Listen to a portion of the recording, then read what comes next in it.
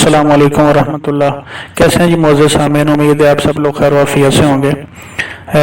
پہلے عرض کر دوں کہ اگر آپ کو میری کسی بھی بات سے اختلاف ہو تو آپ میری تصحیح بھی فرمائیں، اور آپ کو مکمل حق ہے اختلاف کرنے کا، آپ اختلاف بھی کریں، وہ لاجیکلی ہونا چاہیے۔ تو آج ایک ٹاپک کے ساتھ حاضر ہوں کہ 19ویں صدی میں جب کچھ تھنک ٹینک جو تھے لائف سٹاک کے حوالے سے، انہوں نے ایک تجزیہ پیش کیا تھا کہ جو بکری ہے نا جی، اس کی گردن چونکہ اوپر ہے اور یہ تنا کھاتی ہے اور پتے کھاتی ہے،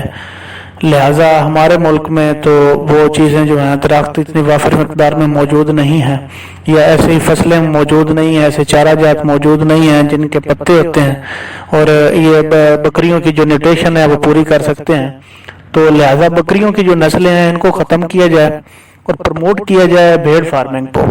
کیونکہ بھیڑ جو ہوتی ہے وہ ہر فصل کا ویسٹیج کھا لیتی ہے، جو بھی چیز زمین سے اس کو گھاس پھوس ملتا ہے وہ کھا لیتی ہے، اور اس کی آؤٹ پٹ جو ہے انہوں نے دیکھا کہ اس وقت وہ زیادہ ہے،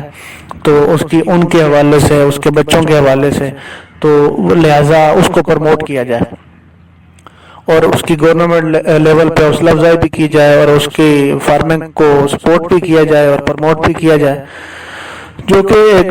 تھوڑا ہی عرصہ انہوں نے یہ جو ڈیسیجن تجزیہ کاروں نے دیا وہ فیل ہو کے رہ گیا۔ جب مختلف گوٹ بریڈز جو تھیں انہوں نے انٹرنیشنل لیول پہ آ کے اپنا آپ بنوایا، کیونکہ ایک سنن بریڈ ہے جس کی 7-8 لیٹر 9 لیٹر تک دودھ کی کیپیسٹی ہے، جب اس کی صرف فیڈ فارمولیشن اس کو پوری مکمل طور پہ فالو کر کے دی گئی تو اس نے ایک شاندار رزلٹ دیے، تو پھر وہ تجزیہ تھوڑے دن بعد ہی فیل ہو گیا، فلاپ ہو گیا۔ تو دوسری جو بریڈ تھی وہ بور گوٹ تھی، وہ بھی انٹرنیشنل لیول پہ آئی، وہ اپنے اس حساب سے گوشت کے حساب سے انہوں نے اس کو دیکھا تو وہ شاندار بھیڑ سے کئی درجے بہتر رزلٹ دے رہی تھی، تو یہ تجزیہ جلد ہی فیل ہو گیا۔ تو ابھی جو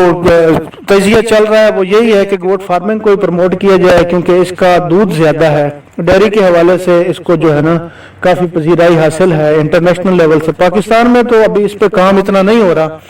تو اس وجہ سے ہمارے ہاں ڈیری فارمز جو ہیں گوٹ کے حوالے سے وہ بہت کم ہیں، تو ہمیں اس طرف توجہ دینی چاہیے کہ جو گوٹس ہیں نا ان کا ہم ڈیری فارم بنائیں۔ اب یقین کریں جن لوگوں نے کچھ پیمانوں پہ شروع کیا ہے، یہ چرواہے جو لوگ ہوتے ہیں، ان کی 100 بکریوں میں سے نا جب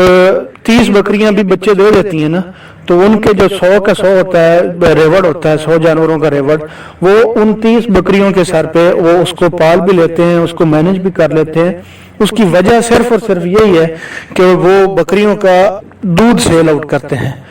اور ان کے بچے جو ہوتے ہیں، جو بکریاں ہیں ان کے بچے وہ بیچ دیتے ہیں، اور ان کا جو دودھ ہوتا ہے وہ سیل ہوتا ہے، 50 روپے 60 روپے بھی سیل ہوتا ہے نا، تو اس حوالے سے بھی وہ اس کو مینج کر لیتے ہیں۔ تو اگر اس کو فارمنگ ماڈل میں لایا جائے اور 100 بکریوں میں سے 60 70 یا 80 بکریوں کی آؤٹ پٹ جو ہے وہ مکمل طور پر حاصل کی جائے، تو آپ ایک سوچیں، آپ امیجن کریں کہ یہ کس لیول کا اچھا کام ہے اور کس لیول کا یہ منافع بخش کام ہے۔ جزاک اللہ کم الخیر۔